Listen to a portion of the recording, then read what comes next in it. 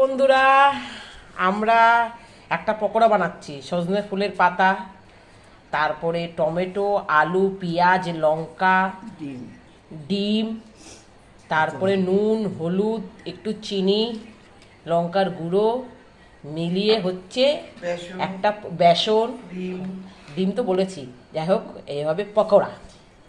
তো চলো পকোড়াটা বানাবো আর বানিয়ে খাওয়া দেখাবো। এই টমেটো সস রেডি করে রাখা, জবরদস্ত একটা পকোড়া হবে, বানিয়ে এই আমরা খাবো। এই মাপ মতন বেসন মিলিয়ে দেবো। এবার একটা আমার মা ডিম ফাটিয়ে দিচ্ছে। দাদা তো এবার এটা মেখে নিয়ে ভালো করে। তুমি বেসনটা আস্তে আস্তে ঢালো দেখি, মাখি।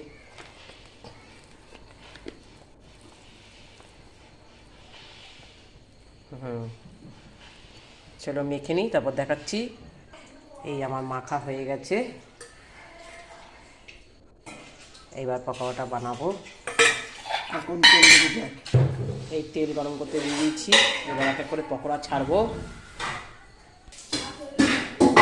এই যে এরকম করলাম, গরম হয়ে গেছে তেল।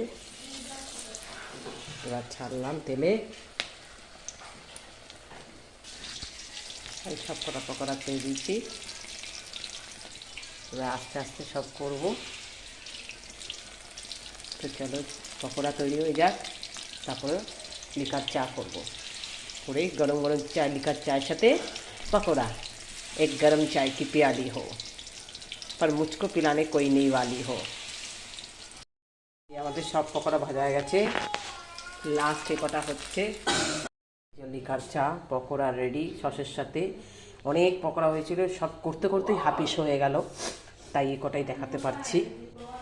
সব গরম গরম হাপিস করে দিয়েছে, লাস্টে বেঁচেছে এইটুকুনি। আর এই যে, তো চলো খাই, দেখা যাক কেমন লাগে।